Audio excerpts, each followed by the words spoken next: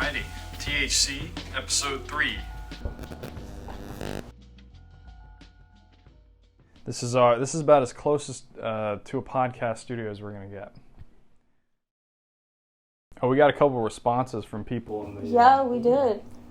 Let's check it out. So we should probably start with thanking our viewers at home. Yes, another thanks to the viewers at home for tuning in to this broadcast.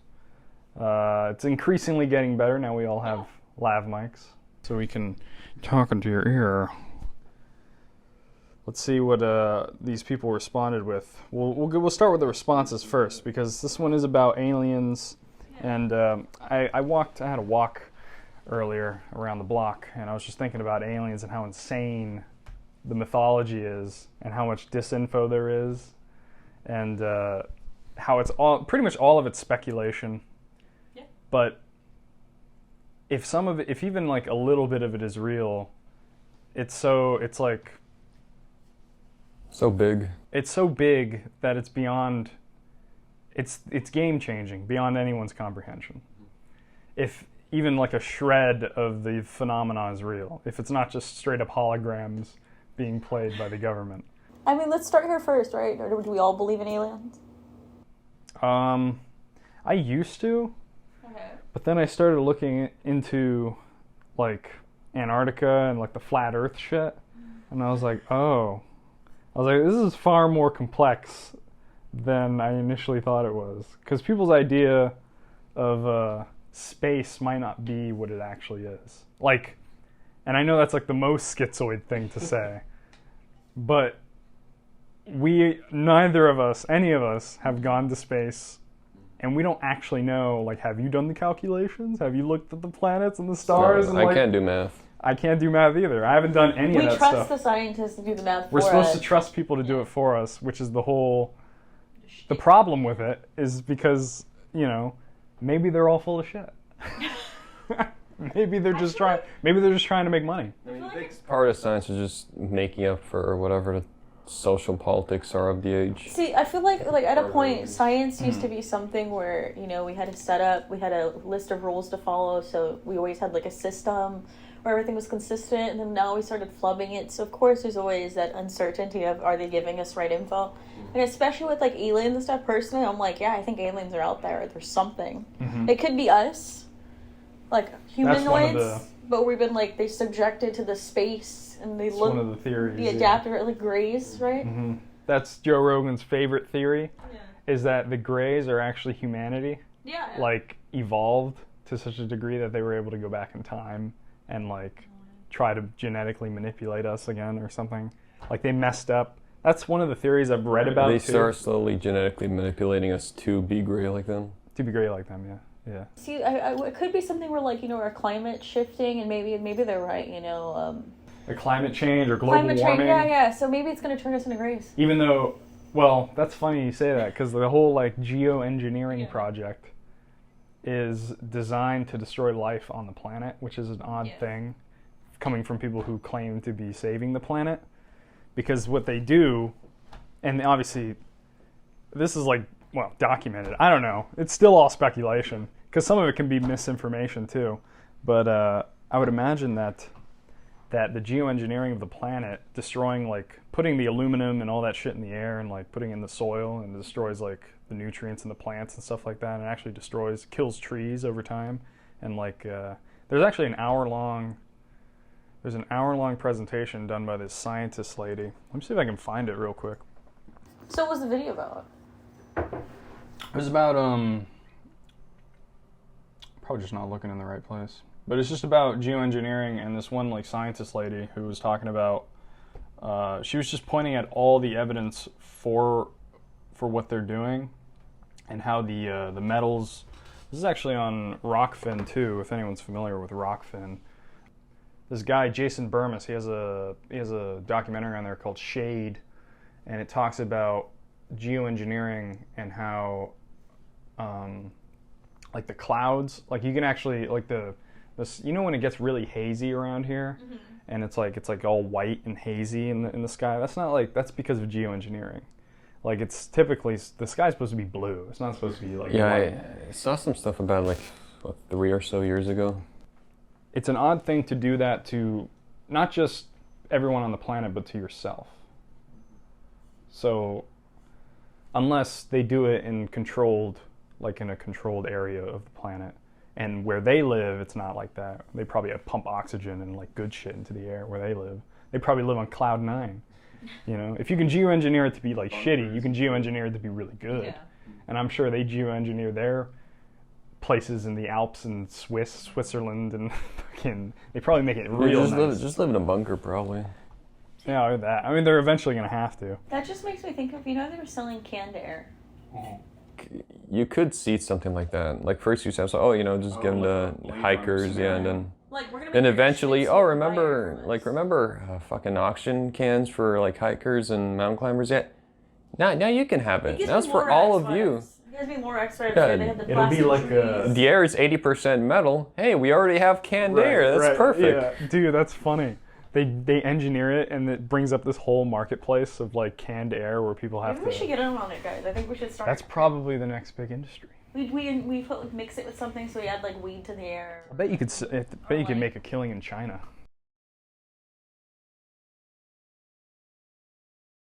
Bob Lazar and aliens. Oh, I've been sort of like on a binge of that because I've been reading the biography Dreamland, which is very fascinating. If anyone is not familiar with Bob Lazar, let me tell you, I'll give you a little rundown. Bob Lazar is a physicist who claims to have worked at Area 51 at a place called Site 4 on Area 51, at the Area 51 base, back engineering a reactor that powers a supposed extraterrestrial craft. And he describes in great detail, he went on the news in the 1980s, or 1989 with George Knapp, and he described everything that he saw, and you can see all the videos online, and Joe Rogan did a 3-hour podcast with him, which is very interesting, fascinating if you're into UFO lore. You've probably already seen it if you're into UFO lore, because it is the seminal piece of the UFO mythology. It is the one that everyone points to as like, that's really interesting, because here's a guy who's smart, who actually owns his own lab, who created a hydrogen car recently. He like converted like his Corvette to a hydrogen car. And he made a rocket car. He put a rocket engine, like a jet engine, on the back of his Civic, I think. I didn't know about that one. Yeah, he put, and Some real life Fast and Furious. so this guy's like legit. He's Yeah. not like full of shit. And when you see him talk, it's like, it sounds like he's telling the truth. And people who have hung out with him are like, I can't get like a bullshit meter on this guy. He's like, either he's a complete psychopath, or he's telling the truth. Yeah. And it just, I mean, with his expertise and his knowledge, it just seems to me that he's telling the truth. Yeah, So, he seems very credible with, yeah. especially if we've studied. He has probably a lot of details, a lot of information. Yeah. Names he could drop at a. Yeah, and like parts of his story connect with older events in the surrounding UFO stuff, which let's watch a quick. I actually downloaded it, so I don't have to find it. See, I remember hearing a theory that someone said where it's parallel lives, like basically like there's like a parallel dimension. And then there are us, but then I've also heard that theory when it comes to like ghosts and stuff, where basically, you know, you hear like bumps and you're like, oh, it's a ghost, or stuff moves. It's basically us in a parallel doing those things, and we're hearing it. Because I know the government does study phenomena, Yeah. and like Skinwalker Ranch is on this document too. Like, what do you think of Skinwalker Ranch? What do you think that is? Very little. Okay, so at Skinwalker Ranch, you know what a Skinwalker is, right? You're aware of the lore. So basically, like, this guy owns a ranch, and he's had so much. I think is it on Indian reservation or near one? Yeah, it's on an Indian reservation in Utah.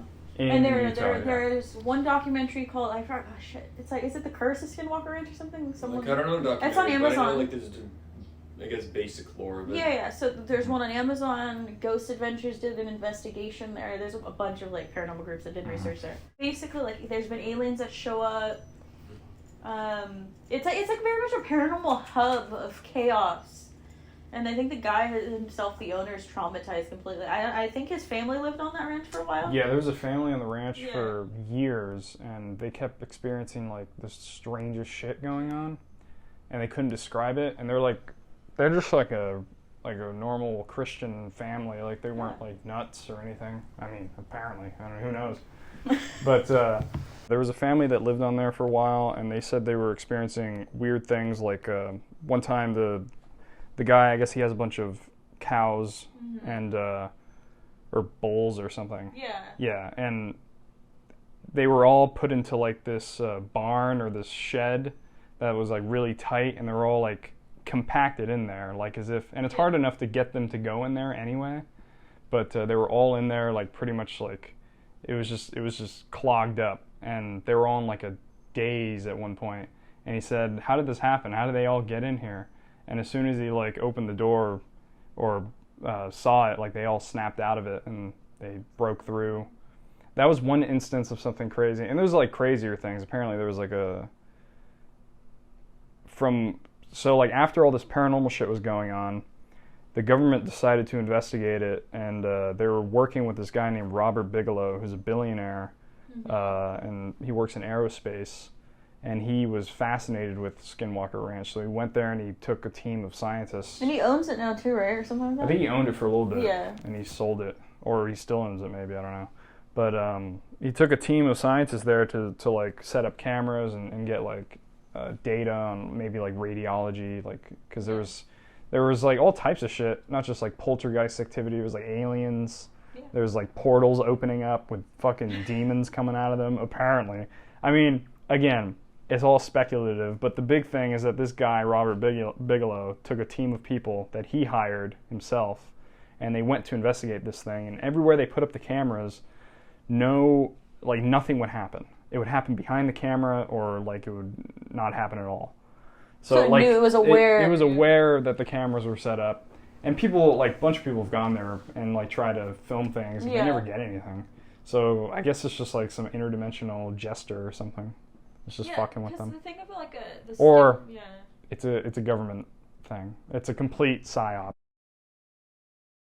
The lore is basically, it's a native legend.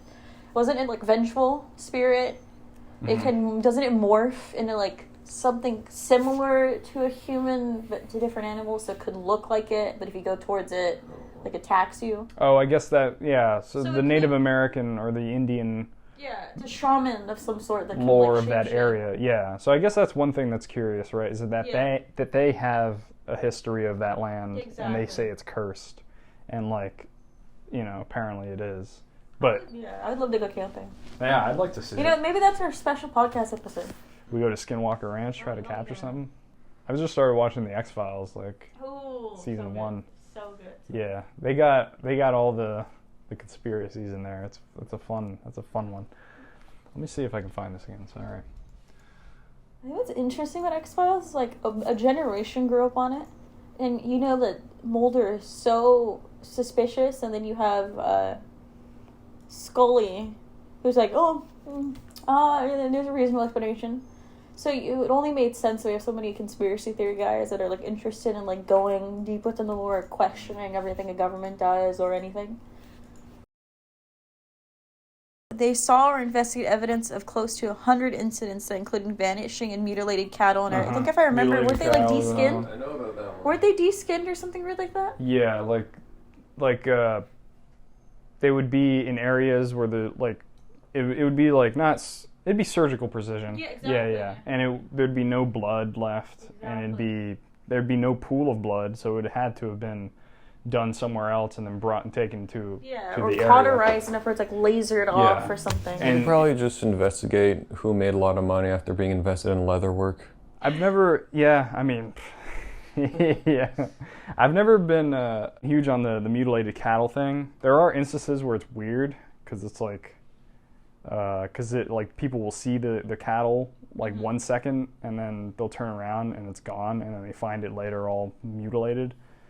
So in that instance, it's weird. But then again, they could be full of shit.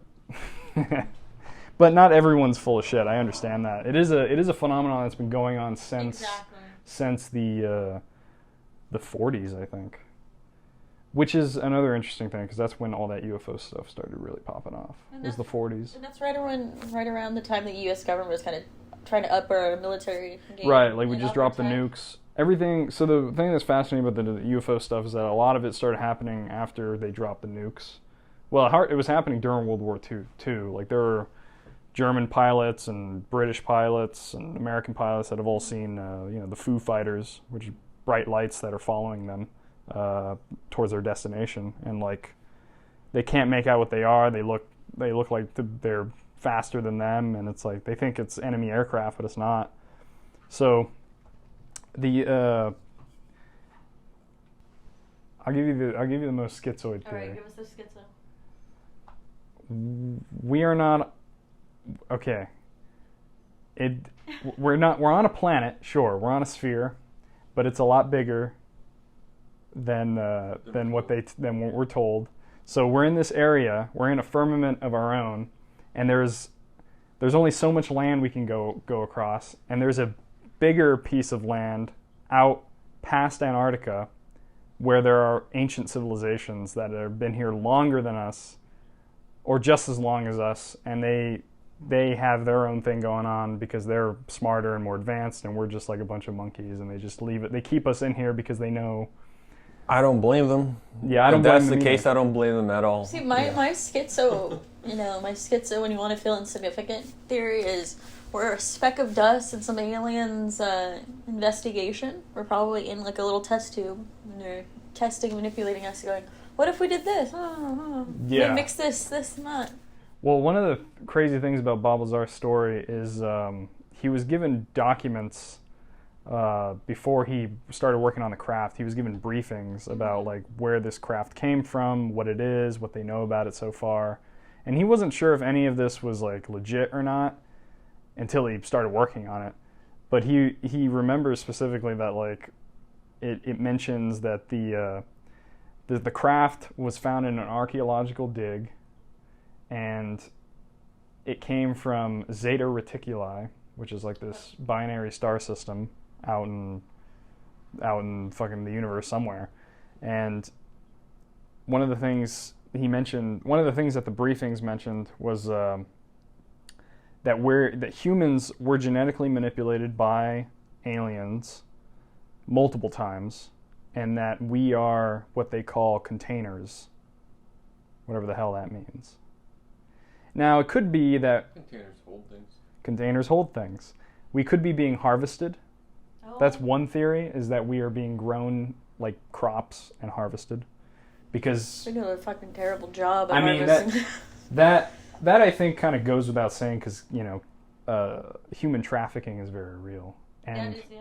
so I think the perfect way to look at the alien shit is to think of it metaphorically, I think. Because when people say that there are reptiles, that like the Queen of England is a reptile and that like Hillary's a reptile, and I think what they mean by that is that they're cold-blooded. Yeah. That they're willing to kill for power. Like they're not literal lizard people. They're sneaky. Although David Icke, one of the pretty much the guy who popularized that idea, he believes that they actually are ancient reptilians and that they come from the Hollow Earth, which is another theory that involves Antarctica. So there was this admiral, his name's Admiral Richard Byrd, who led an expedition, the first expedition, U.S. expedition to Antarctica, and what they found was just like, as far as the eye can see, just a giant ice wall. And eventually they took a plane over the ice wall, and there's a supposedly it's this diary, and it has like the flight log of when they flew over. It could be made up, totally. But there was an interview with Admiral Byrd where he talks about Antarctica. I'll pull that up, okay, because I can find that. The computer's working now. Because that is very fascinating. Because he describes a land beyond Antarctica the size of the United States. Wow. And this is like a guy, I mean, he could be full of shit. Who knows?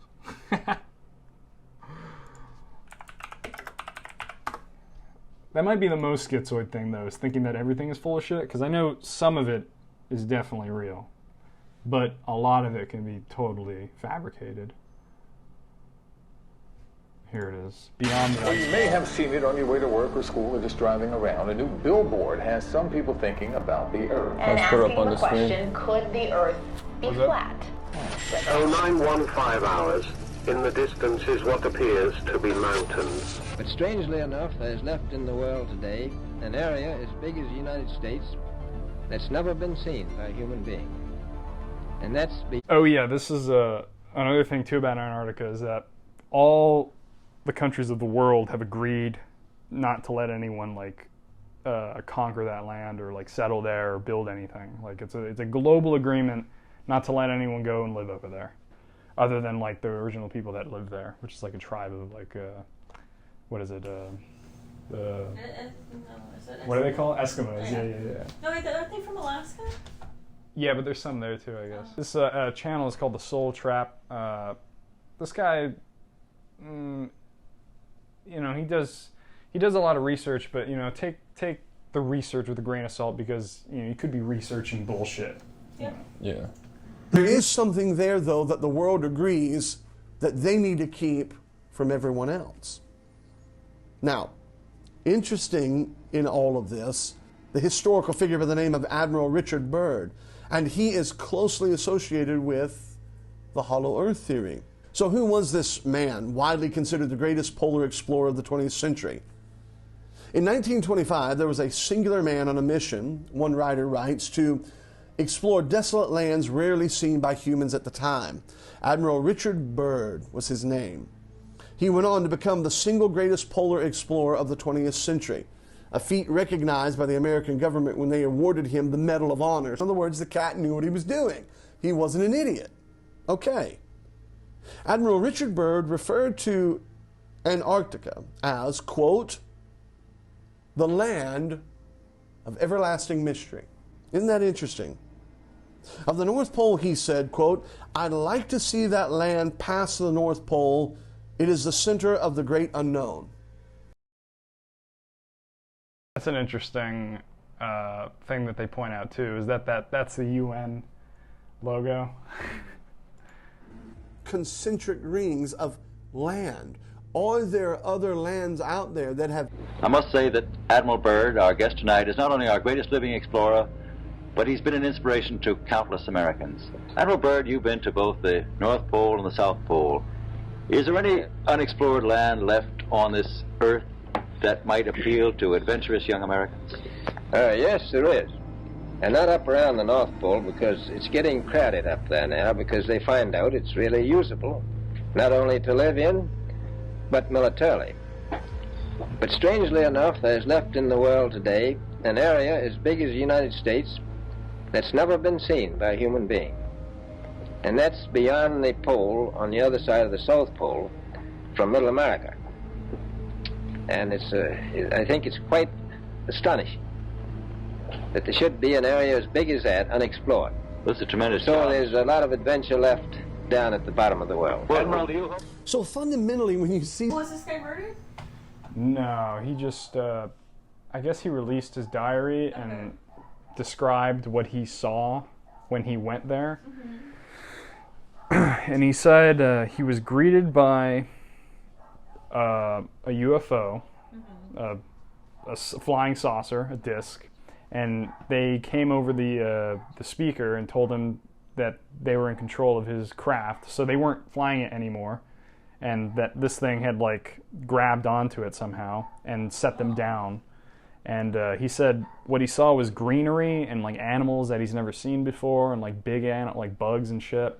Did he specify like the tech inside the aircraft was being brought down, or was it more so like a tractor being just got grabbed out of the sky? Yeah, they just like laser grab. Yeah, like you know in Star Wars when they grab onto a ship and pull it into tractor beam. Yeah, tractor beam. Yeah, that's what it's called. That's what it was like, I guess. And he describes it in the diary, which who knows if it's real or not. I mean, could be. I haven't researched it, but if it is real, he describes... Scientology exists, so... I mean, yeah. Everything with a grain of salt. That I have for whoever. One is, was there any government backlash, or did the government like issue a statement saying, oh, what he said is false, yada yada. I wonder if Yeah, they did I think that. he describes. Yeah. I think this guy talks about it as like the government tried to like discredit him.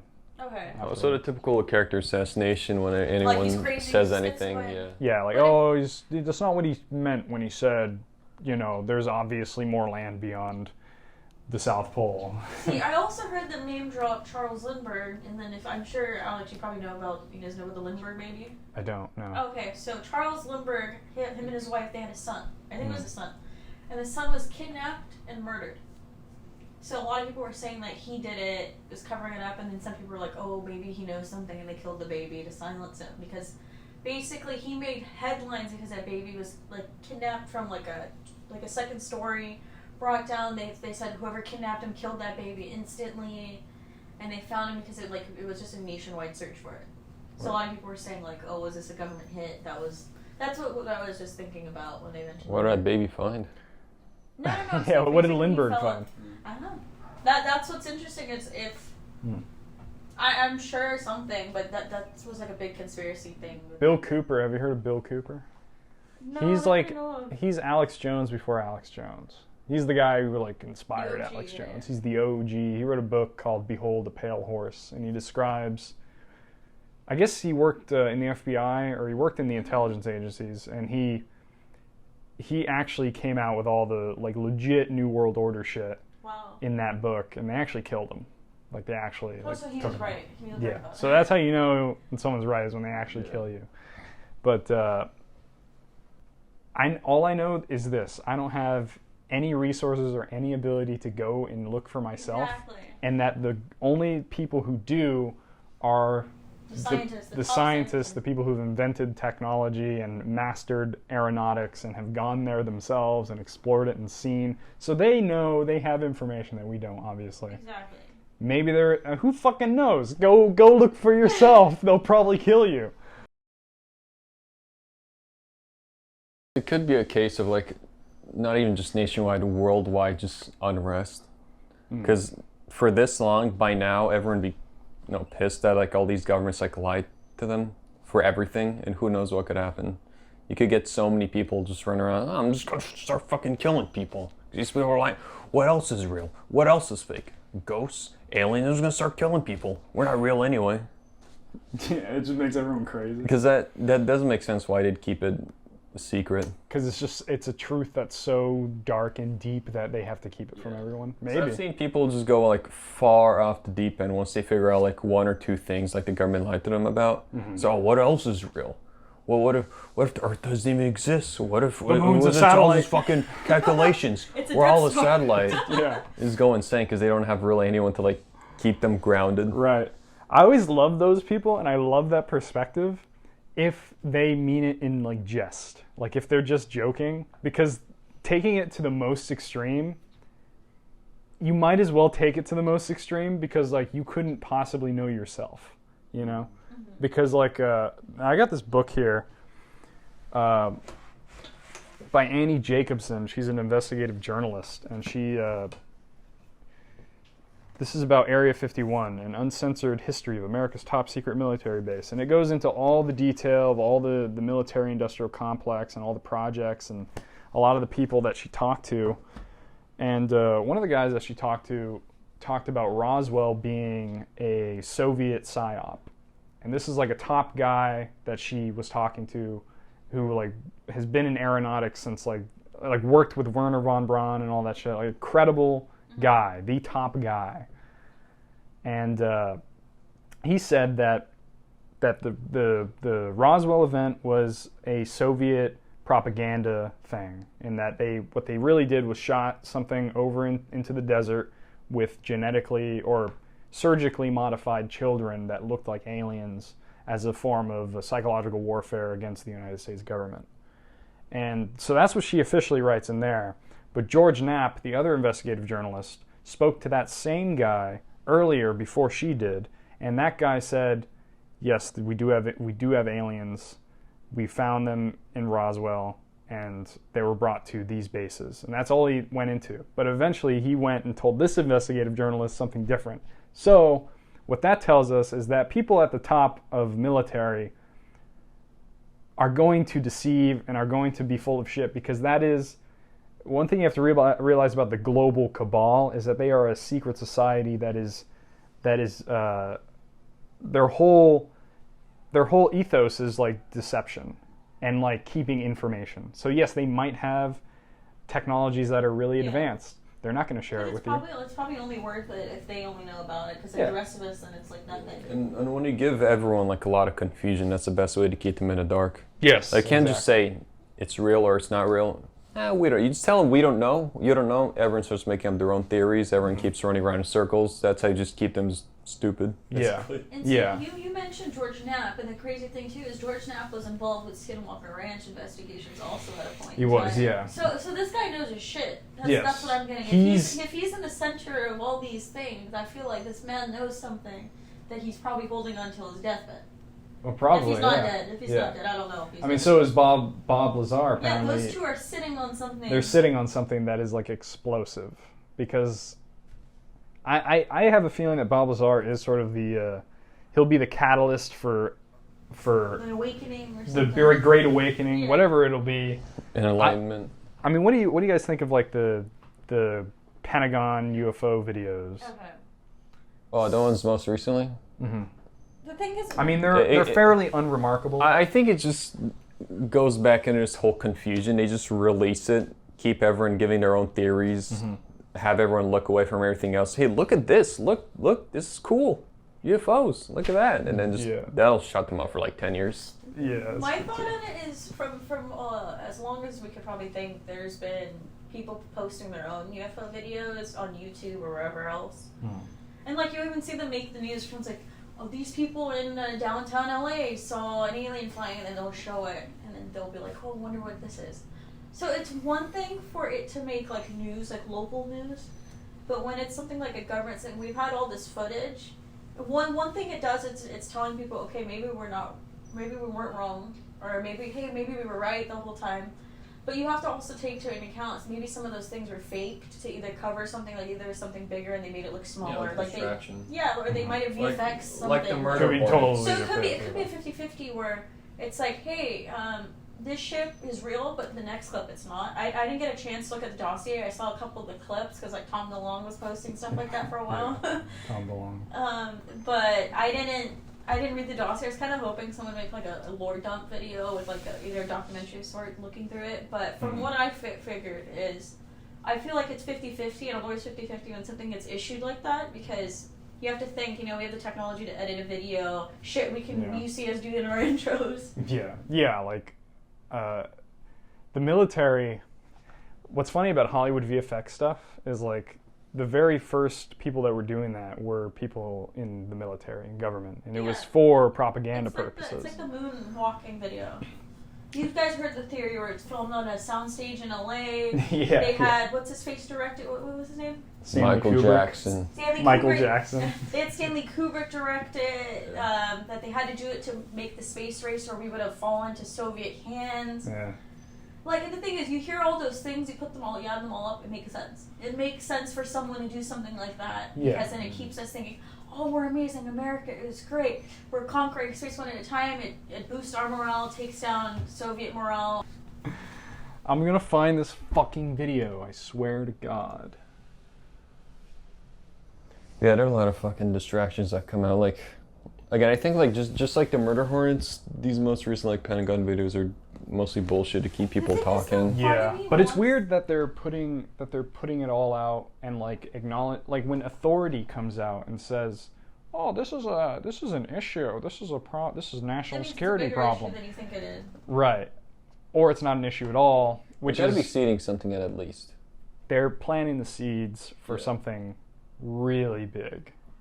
And it's probably maybe in our lifetime, maybe in the next generation's lifetime, but it is soon, because they've had this technology for a long time, and for one reason or another, they're going to bring together this new world order with a alien invasion. They're going to say aliens. Has anyone read Watchmen? These things are all culminations. Is that the Watchmen? Ozymandias drops the fucking space squid on everyone, so he could kill the war. Or kill all like the tensions, like international tensions. He just drops a giant space squid on everyone. So I think, okay, let's look at this external enemy, the aliens, and let's all just kind of come together. See, it's just all this stuff is just reminding me of star seeds. Like I remember reading about it where it's like, well, mostly you'll see like people that they think they're part alien. They're like, oh, star seeds. Yeah, it's like it's complete. I think it's bullshit. Is it from TikTok? People they start. It was a little bit. Anything from TikTok? No, star seeds were a thing before TikTok, but it popularized. Where basically these people are like, let me talk in light language, where they go like speaking in tongues. Yeah, and there's yeah. Isn't speaking in tongues like a Catholic thing? Yeah. So that, yeah. Because isn't it just Latin with something weird? But that's. It's some sort of weird. I don't know.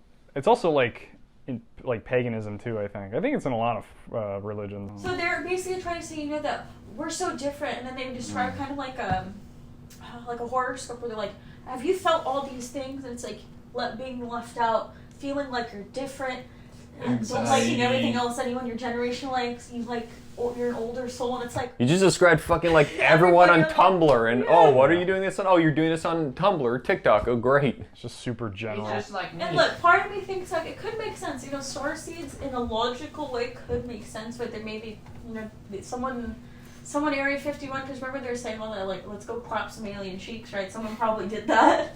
Created these kids, sent them, okay, guys, go investigate, pretend you're human, come back up.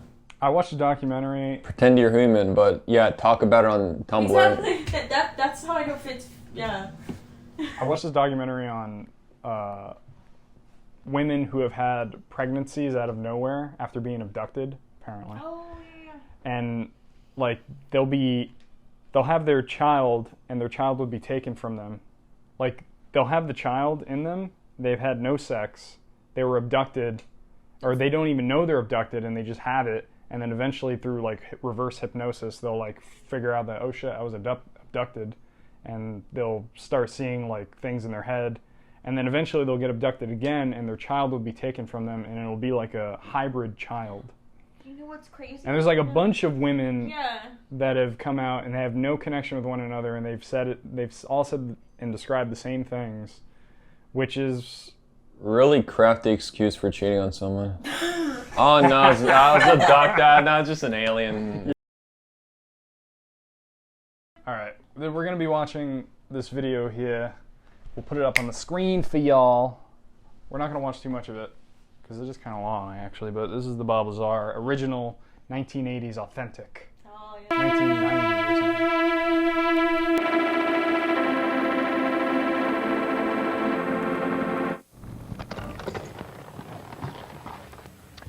Hi, I'm Bob Lazar. During late 1988 and early 89, I worked on the propulsion systems of extraterrestrial vehicles for the United States government. The hardware and technology I was exposed to should be placed in the proper hands of the scientific community, and it is the right of every person on Earth to know that there is physical evidence which proves that there is life elsewhere and that at least one form of that life has been here. For those of you whose information about me is limited to this video, I'll give you a brief background. I'm a physicist. I have degrees in physics and electronics technology. I've worked in a number of scientific programs, some of which require top secret and above top secret security clearances, of which the most easily verifiable is my early 1980s job here at the Los Alamos Mason Physics Facility in Los Alamos, New Mexico. Between December of '88 and April of '89, I worked as a senior staff physicist in what has to be the most secret project in history. My place of work was a facility at an area known as S4 on the Nellis Air Force Range in central Nevada. Area S4 is located approximately 15 miles south of the infamous Area 51 installation at Groom Lake. For the duration of my employment at S4, I was paid by the United States Navy. At the beginning of this first section, I'm going to give you 3 short science lessons, and once you've learned them, you'll not only know more about interstellar travel than almost anyone else in the world, but you'll know the actual method another civilization is used to travel from another star system to the planet Earth. We know that the shortest distance between 2 points is a straight line, so in our universe we've always assumed that the fastest way from point A to B was to travel in a straight line at the speed of light. Well, the fact is that when you're dealing with space-time and you enjoy the capability of generating an intense gravitational field, the fastest way from point A to B is to distort or warp or bend the space-time between point A and B, bringing point A and B closer together. The more intense the gravitational field, the greater the distortion of space-time and the shorter the distance between points A and B. If we refer back to our original illustration of space-time distortion, we can see that when we generate an intense gravitational field, we can distort the space-time and in turn the distance between the point where we are and the point where we want to be. We can then position ourselves at the point where we want to be and then stop generating the gravitational field, allowing space-time to return to its natural form. In this manner, we can travel great distances with little linear movement. And this is how space-time distortion translates into reduced distance. And a few years ago, I never thought I'd hear myself say this, but that vehicle is a disk, which is generally referred to as a flying saucer. I had at least partial views of the 9 different disks out at Area S4, but the one I'm going to describe to you now is the one in which I not only saw 2 of the 3 interior levels, but I also saw it fully functional in flight. And no, unfortunately, I didn't get to go for a ride in it. This particular disc appeared to be in excellent condition, and because of its sleek appearance, I nicknamed it the Sport Model. The Sport Model is about 16 feet tall and 40 feet in diameter. The exterior skin of the disc is metal, which is the color of unpolished stainless steel. The Sport Model sits on its belly when it's not energized. As you can see, the hatch is located on the upper half of the disc with just the bottom portion of the door wrapping around the center lip of the disc. The interior level of the disc is divided into 3 levels. The lower level is where the 3 gravity amplifiers and amplifier guides are located. These are the things used to amplify and focus the gravity A wave that we learned about in our science lessons. Now, before I go any further about the disc, I'm going to show you where and under what circumstances I saw it tested. My job in this program was to be part of a back engineering team. Back engineering is the act of taking a finished product and tearing it apart to find out what makes it tick. The goal in this program was to see if the technology of the disc could be duplicated with Earth materials. When I went to work, I was flown from McCarran Airport in Las Vegas to Area 51, which is a highly secure government base on the Nevada test site. Area 51 is located... Oh, this is also, I just wanted to point out, like, if anyone's ever played Half-Life... Black Mesa? Black Mesa. All this mythology is in Half-Life. Like, it's heavily inspired by Bob Lazar. 100%. Have you guys visited Area 51? No. No. I mean, you can't really get that close to it. There used to be there used to be a time where you could actually see them testing the craft, and he talks about, like, that was in his time when he knew the flight tests were going on, and he actually brought friends and showed them when they were going on, and they recorded it, and they said, yeah, it's fucking, those are UFOs. I don't know what's doing that sort of maneuver. I went maybe like 2013, 2014, and like you're able to get to, like, what do they call it, the black mailbox, but now that's white, and like people like wrote shit like "Hi aliens" on it. They pushed it back like exactly 20 miles or something. But what's crazy is because me and my dad are like big nuts about this type of stuff, and we drove up until the gate that says "Do not cross. This is trespassing." And next thing you know, we see like 3 black SUVs driving towards us, and we're like, "Oh fuck!" We sped that shit out and got the fuck out. And then I was like, "Oh, Area 51's real, guys." I remember watching this YouTube video of these like 2 old women that I guess didn't realize they drove past the sign, or they just gunned it like straight up, and they like gunned it past the sign. And I don't know what happened to them. They probably got arrested, or killed. Who knows?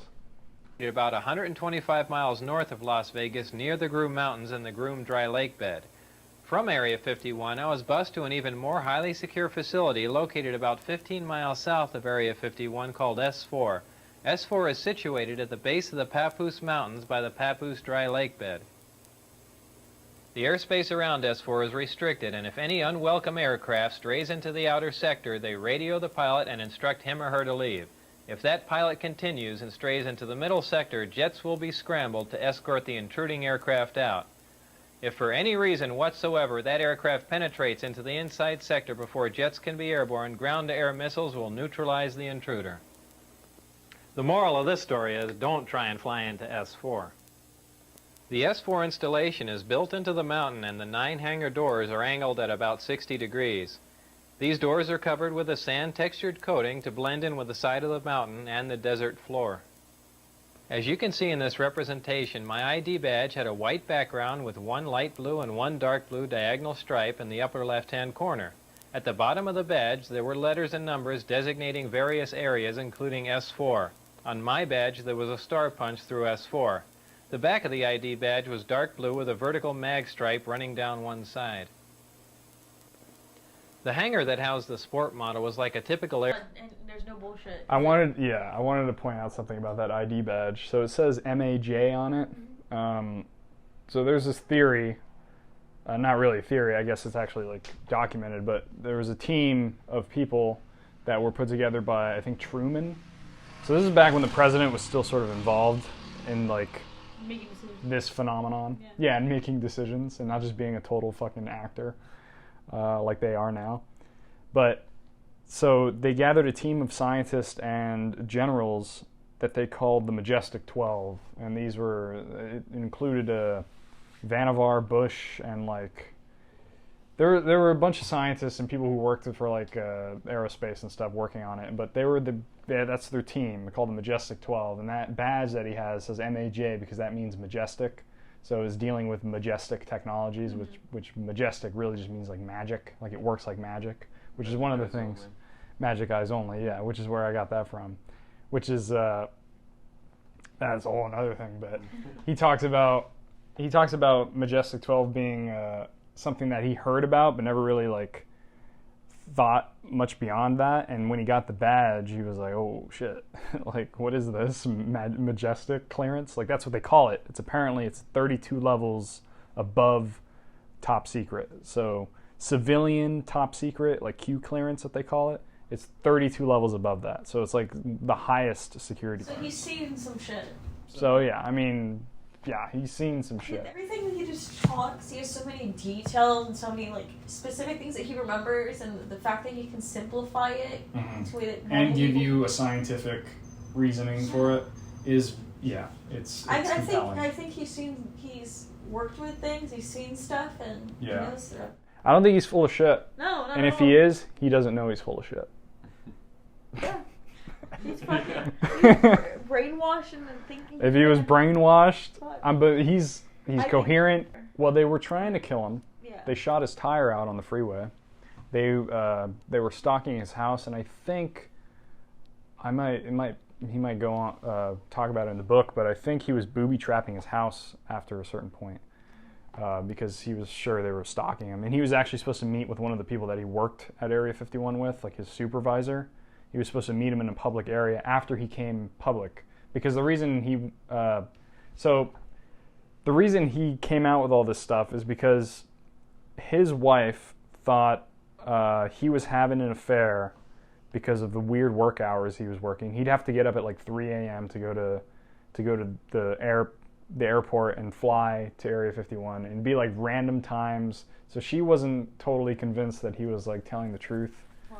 And so she eventually started having an affair with someone else, and the government had tapped his phones, and they knew that she was having an affair with someone, so they stopped him from coming into work so he could sort out that stuff, but they didn't tell him that she was having an affair. They just stopped him from coming into work, and he got scared because he thought he was being kicked off the project. So he told his friends about it, and he showed them the test, the flight test, and they drove to the mountain and saw the test flights. And they got caught there, and they got reprimanded, and they didn't kill him. They didn't know what to do with him, honestly, because he's a scientist working on the project, obviously. Like, he has all this knowledge. Too valuable. It's too valuable it's a situation I don't think they had dealt with or had a protocol for. Mm-hmm. So it was completely new for them. And so they let him go, and they stopped him from coming in entirely, and were stalking him, and that's when he got all paranoid. And he went to George Knapp, the investigative journalist, and that guy did all the found all the info on him and couldn't find where he went to school. Like, they started scrubbing his records. Yeah. They were like, oh, well, if we can't kill him, let's destroy his history. So they took out his records from MIT, because he went to MIT, went to Caltech, and there's people there that went there and said they worked with him, But if you go to the school, they say, "Oh no, he never came here." So was he? I wonder, was he able to get like any like paperwork? Like, Yes. did he hold on So to he it? worked at Los Alamos, which is a nuclear facility in New Mexico, and he was on the Los Alamos newspaper as physicist from Los Alamos lab, and he's in the phone book as Bob Lazar. But they also scrubbed a lot of his records there. But they were actually able to find proof that he worked there, and he was and he walked through the lab and gave a tour to George Knapp, and he knew where everything was, who everyone was, and so he still told had access to his credentials and anything that proved he was alive. Exactly. And he even told Joe Rogan, I guess off air, some things about the facility that they were working on, because they worked on secret projects there as well for the government that he wasn't allowed to talk about. But yeah, so like he knows, and he has worked clearly at these places. Clearly, it's there's no doubt. There are people that say, you know, oh well, you can't find his school record, so that doesn't make it true. But he knows science. He does shit in his garage. He's like Rick from Rick and Morty. He's like straight up putting jet engines on the back of his car and like he made a hydrogen car. Didn't the first guy that did get He got killed. Yeah, he got dropped. Yeah. So he fucking came and he's like, you can't kill me. I'm gonna make it. I'm already dead, dude. Yeah. This is one of the most compelling things to me, and I've been fascinated with it ever since, especially because how it's sort of permeated into pop culture. Exactly. With Half-Life being one of my top favorite games of all time, being closely associated with this, especially in the 90s when that really blew up. And obviously he's been in all these movies, and it's been mythologized.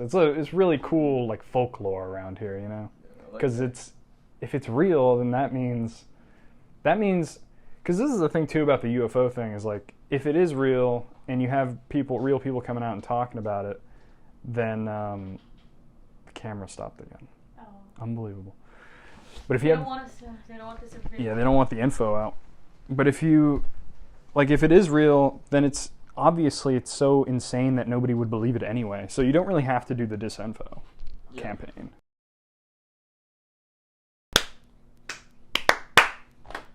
All right. We're black and we're back. So that's Bob Lazar's stuff. But this video is this guy's pretty good too. He's pretty funny. Jamie Deluxe. There's another video I wanted to show. For the July Super Sale, get your iodine, get your alpha male, super male vitality. Greg Reese is another good. He's got some really interesting. Let me show you this one. This is really good. This is the most good. Shouldn't trust anything you see on the internet. In fact, you should go in on the internet with the idea that everything on it's fake. Don't believe us. Research everything. That the internet's completely fake. That it's all run by bots. I look at like everything that I see, I take it at the very least with a 1% that it comes from some kind of truth.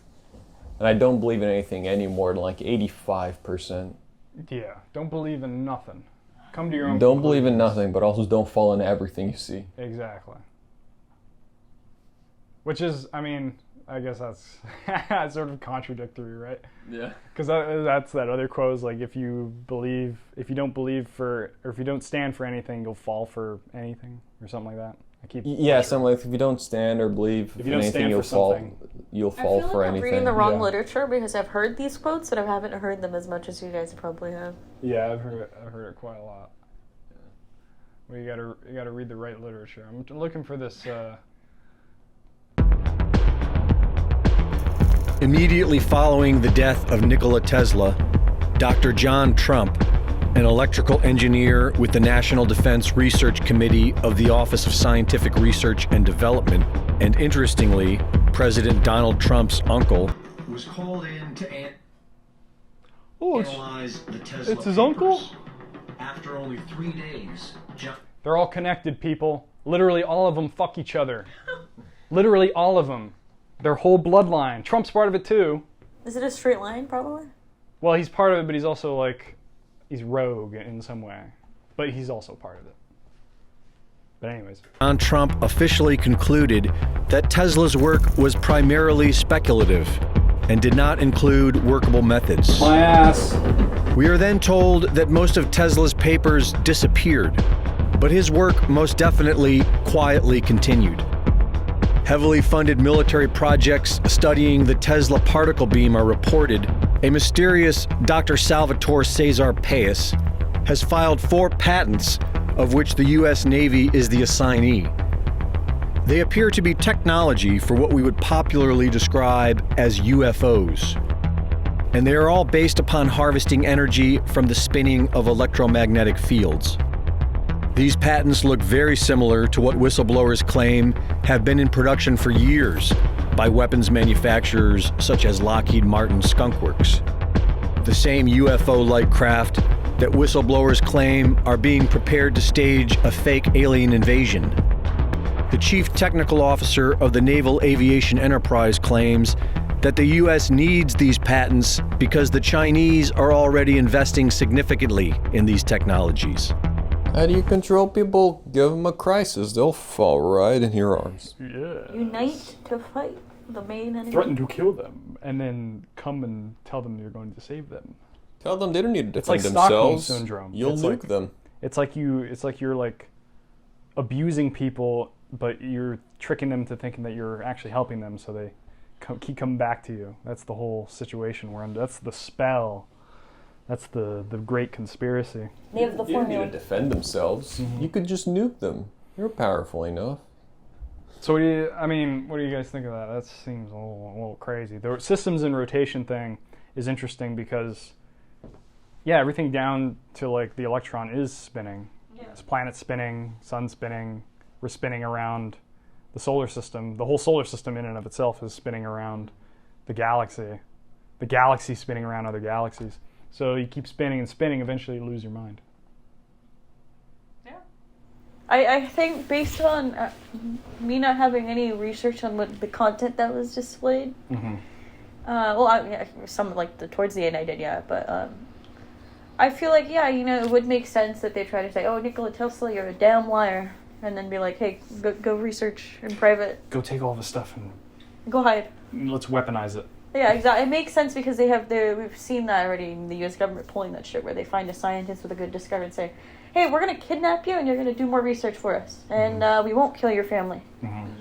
So it would make sense for something like that to be then harnessed and with more either malicious intent or maybe some good intent.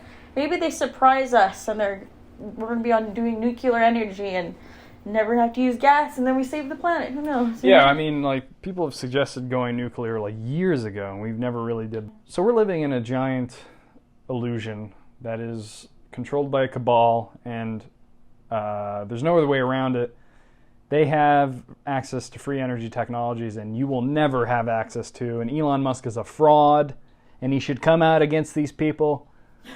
No, but Elon Musk is Iron Man. He's cool. Yeah, he's cool, man. He's like shooting rockets to like Mars. He plays freaking Elden Ring, man. He plays Elden Ring. He's gonna like put us on Mars. He's one of the like, cool ones. We're gonna like live on Mars. You can kill a bunch of monkeys. 300 million people are starving. Psychopathic Neuralink. No. Children are starving in Africa. Let's go to Mars, bro. Let's not fix the problems here. Let's just go to a different planet because this is popular, man. Just go to Mars. Fuck it. Too many people here already. Yeah. What's the point of helping people here when you can just run away from our problems? Yeah. I just, and the energy shit is fucking wild, man. Because like, if that's true, if they figured out a way using counter-rotational physics, whatever that, I'm pretty sure that means like taking two things and spinning them counter, so like it generates a lot of energy. If that's what free energy is, and they've already have it, and we're on this old system of fossil fuels, probably not even fossil fuel. Oil is probably like something. The gutter oil. It's probably Chinese gutter oil. Monetize infinite energy. Oh, just charge a lot of money for it. Yeah. Well, you can't because that's why most of the population wouldn't be able to afford it if you charge a lot of money for it. And even the people who buy it, you're not going to get any more money out of them. Right. See, and I'm seeing a lot of like government alien conspiracies, right? From TV shows back in the old days of our parents to nowadays. It's always aliens and the government. Aliens and the government, pre-programming. Right. And it's like like Battle of LA, right? Where they said that in, what was it, San Pedro, California, there was an alien, and then they're about to shoot it. Did they end up shooting it, or they thought they shot it down, or they thought the alien was gonna? Yeah. So they were gonna. There was like an alien craft. It caused like a big stir on the base, and they're like, okay, what are we gonna do? Do we shoot it? And then it just zipped. Mm-hmm. Oh yeah. There's a couple instances of that, of like UFOs. You mentioned Tic Tac. Going to the Tic Tac event, which if people don't know is Commander David Fravor. I'm sure everyone knows. Everyone watches fucking Joe Rogan. Commander David Fravor is a Navy pilot who saw a Tic Tac UFO with other pilots, and they said it was doing maneuvers that were impossible for even our top aircraft to do. Of course, he's just one guy who knows what he has access to. But I think the technology is, I mean, they obviously have highly advanced energy technologies that would make oil and gas completely obsolete. And which ties back into the Great Reset, because the Great Reset is an operation to depopulate the planet for what? To pave the way for a post-industrial world and really leave the world to the slaves, a small slave population, and the masters. Just remember the Guidestones, 500 million? Yeah, the Georgia Guidestones. Yeah, watch, what was it, like guide breeding and repopulation? Mm-hmm. Yeah. It's a eugenicist thing. It's and you know who put up those stones? No. I remember it was just Ted very Turner, secret. The Ted guy, Turner. Turner Media. Warner Media. I'm pretty sure, yeah. Like one of the big media heads, people who own like fucking like AT&T and shit. Yeah, I think so. I mean, I may be full of shit. I don't know who Ted Turner is exactly. I remember just mystery around it. Oh, we can pull that up. Pull that up, Jamie. Pull up the Georgia Guidestones. What it says something like, "We will maintain a population of under 500 million, and we will create the genetically perfect species." So the global elite, if they have all these technologies and they are the scientists, they are the innovators of this technology, and they want a utopia for themselves, it would make perfect sense to destroy all the competition and pretty much take over the planet for yourself and have all these technologies ready. That way you could rebuild upon the ashes of the old civilization, which I have a feeling. The overpopulation. Right, the overpopulation. So I have a feeling that that is the next phase, is the complete wiping of what has been made over the past couple hundred years. And destroying it on the basis of it's not what we believe in anymore, or it doesn't reflect today's values. Right. And their heads are completely shit like that. It's the most elitist thing, and the ideology itself is it's so far removed from any sort of rational look at humanity and with empathy. Like, they think humanity is a virus. Like, that is dark. I remember really fucking laughing at people going on about Corona when it first started, because the same people saying, "Man, we're so overpopulated, Earth is a thing, humanity is a virus." Yeah. Then they say, "Guys, 6 feet apart, get the vaccine, think about grandma." Yeah. It's like, if you're all into this fucking depopulation shit, why do you hate Corona? Yeah, they'd be like the because people who made it. It's everybody but them to get depopulated. Yeah. That's Yeah, everyone always goes like, "Oh, I support this crazy fascism. I support this crazy population." Oh no, not for me though. No, I'm gonna be the ones who makes it. I'm gonna be the one who makes it out. It's always that I'm gonna be the president, so it's not gonna affect me. Yeah, and I remember hearing let's bring all this shit. I'm the one who's gonna make it out. Yeah. My people are gonna be the ones who make it out. I'm not gonna be affected by this. Yeah, but the lame ones are gonna get killed. We got to make sure they don't breed, and we just got to make sure that doesn't happen, because really they're subhumans. Let's be honest here. Are we overpopulated? This is the mindset. Or do we need to stay 6 feet apart? The mindset of the elite is, I'm better than you. My family created technologies and created industry and created you're dumb, you're a subhuman, you're a subspecies. we're better than you, time to get rid of you, the world is ours. That is what we're dealing with. And I think more people are waking up to it. I mean, we're obviously awake to it. And I think most people are awake to it. I think the only barrier between stopping these people is their willingness to.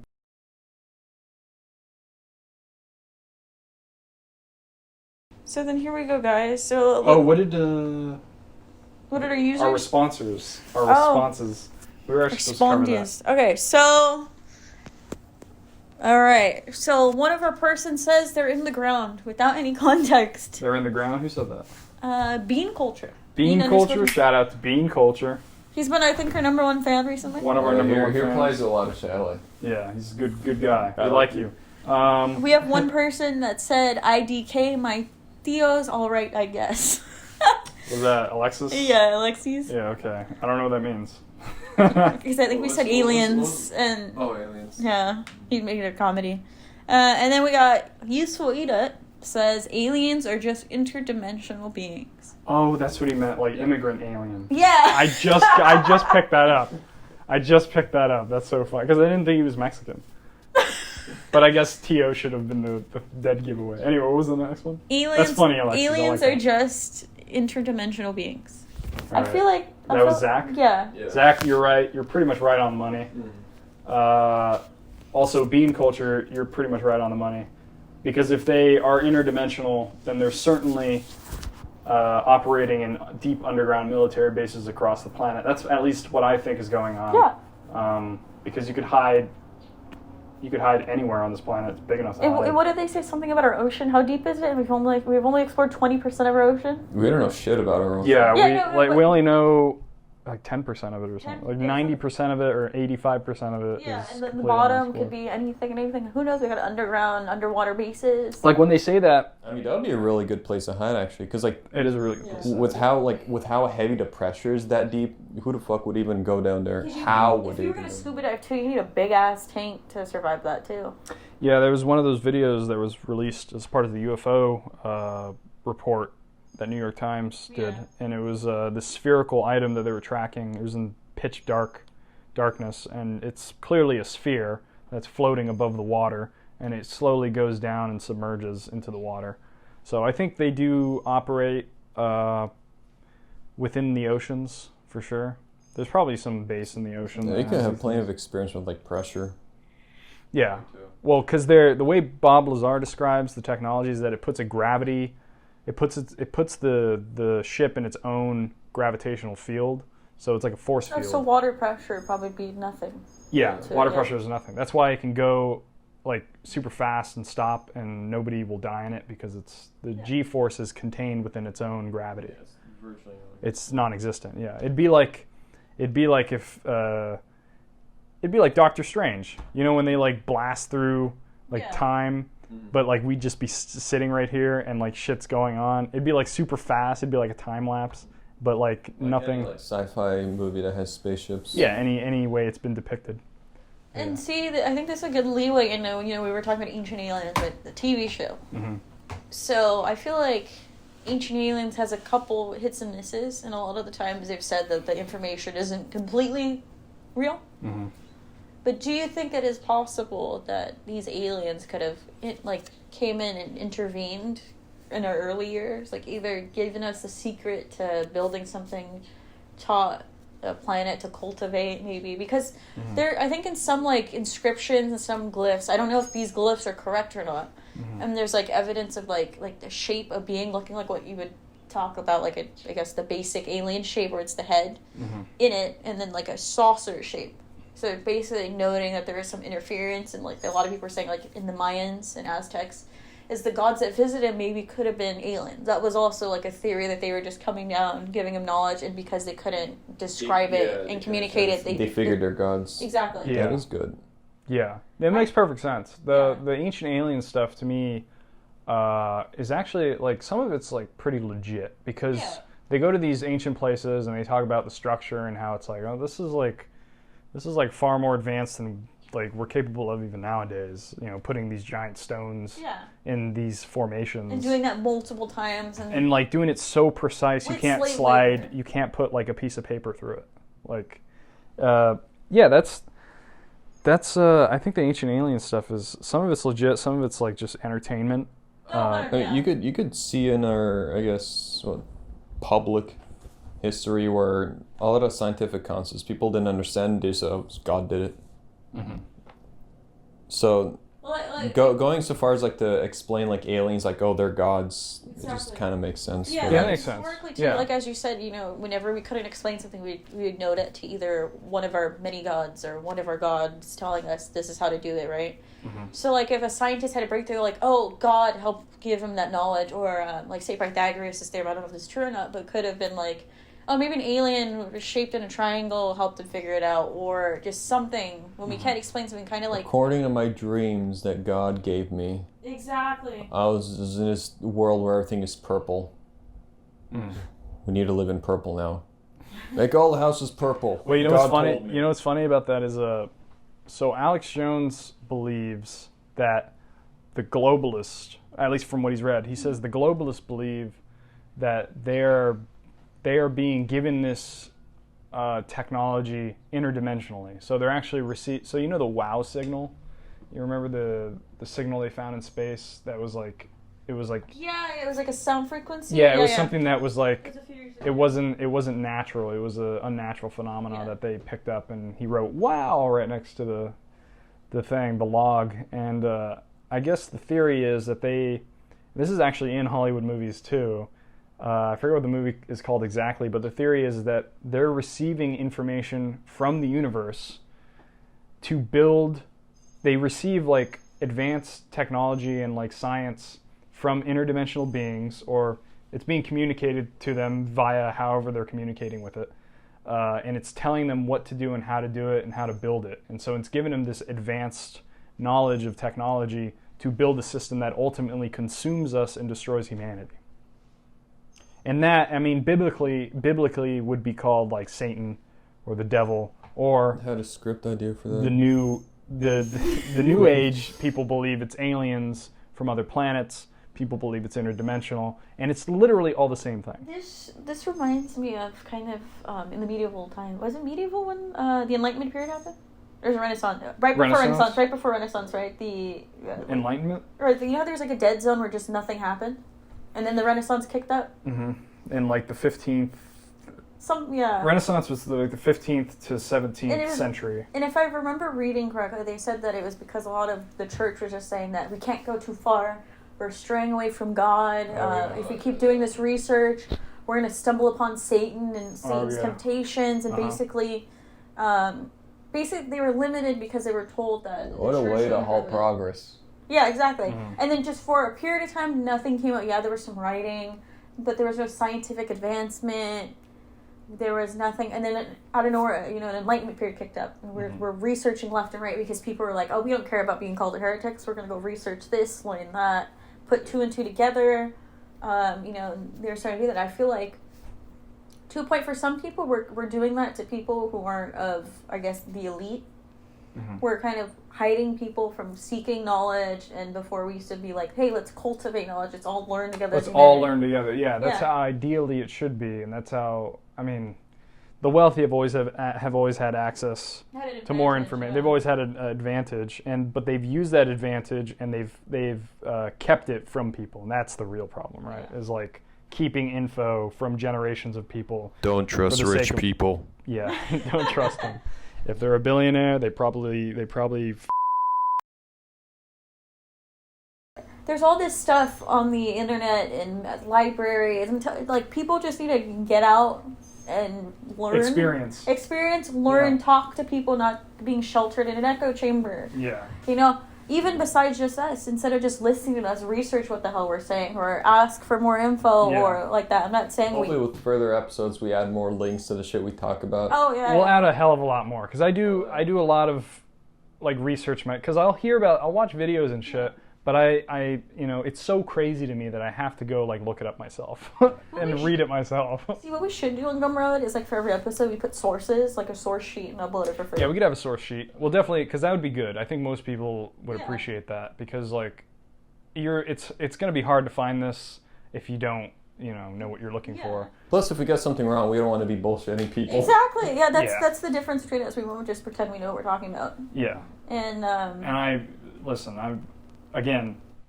have no idea if any of this is true. My realm, my world is where I live and like the immediate people that I know, and everything else ultimately doesn't matter, but is fascinating nonetheless. Yeah, it's fun to investigate the wrong information. Yeah. Because investigating the wrong information will probably reveal tips, tricks, tactics, and treats that you never know you'd find. Yeah, there's most of all this stuff is just speculation or just hearsay you heard from this guy. Remember, guys, this is all satire. Yeah, it's all satire. It's all satire. It is all bullshit. We're just pretending disclaimer, we're actors. YouTube disclaimer. This is not real. Disclaimer, we're all actors. We're actors. We don't... I think... This is a really long skit. Yeah, this is like a 2-hour-long skit we're doing here. So, I remember hearing recently, people were talking about shifting to a higher frequency. I don't know if you guys heard about that. Shifting to a higher frequency? Does that have something to do with the... I've just heard the Does fucking... it have anything to do with TikTok? Yeah, what is it? It's like a social media thing that people are saying that like there those like weird witches were saying that you can... Now is the time to shift to a higher frequency. And the only reason I mentioned that is because he said something about how there's these dimensions. There's dimensions, right. So we're in what they call the third vibration. Yeah. So the way we are compacted energy, like the way matter and energy, I guess, works in our dimension is different from how it works in other dimensions. And I think what people mean by that, like shifting vibrations, is like consciously being more conscious, or I don't know exactly what it is, but there's something to do with like interdimensional stuff and like vibratory. There's a whole book on this that I was reading. I was just flipping through, and it talks about like vibrations. There's actually an FBI document. Hold on, let me pull it up. Damn, getting me fired up. It's supposed to be winding down. We're only getting started, guys. It's a 2-part episode. So this is a FBI document that talks about the UFO phenomenon, and it talks about how it's related to different density levels of matter, I guess. So I don't know, it's some sort of scientific, but here we'll put it up on the screen. I'll read it for the viewers at home. This is a real official FBI document on their website, which you can completely trust the FBI. Of course.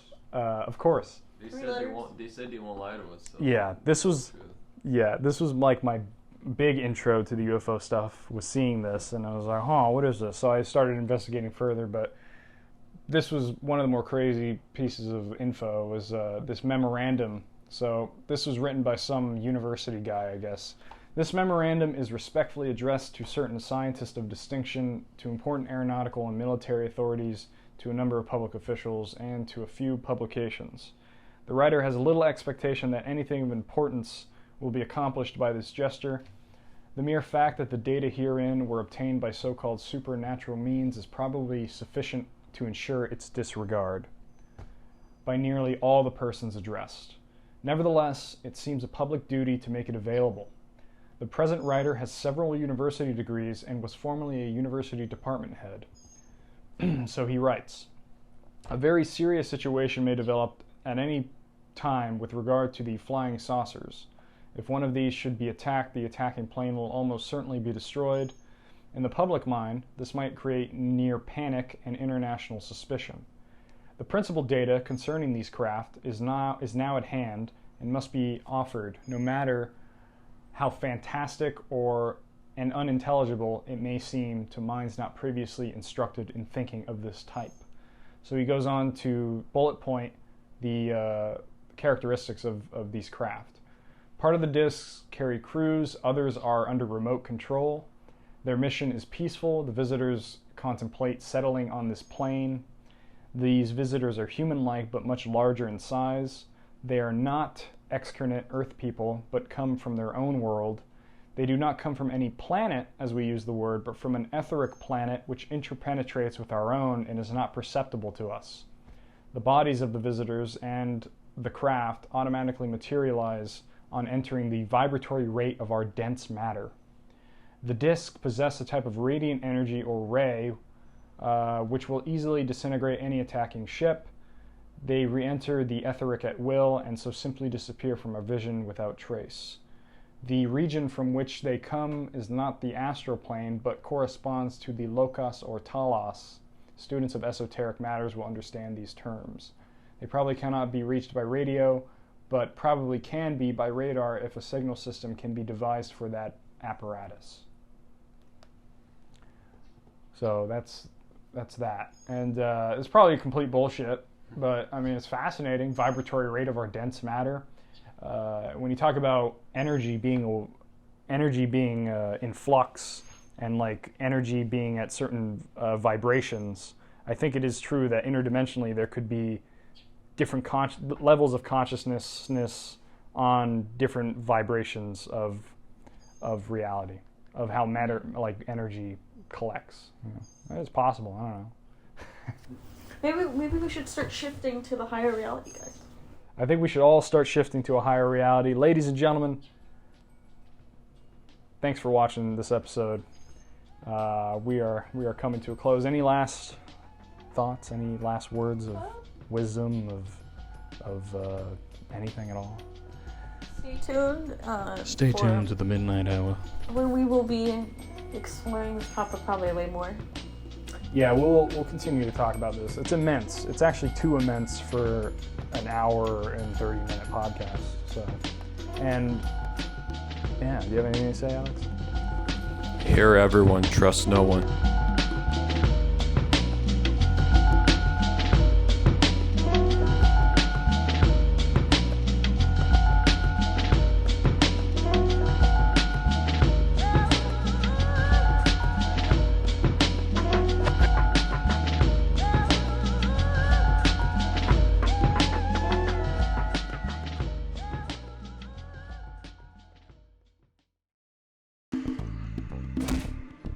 What did my dad say, 800?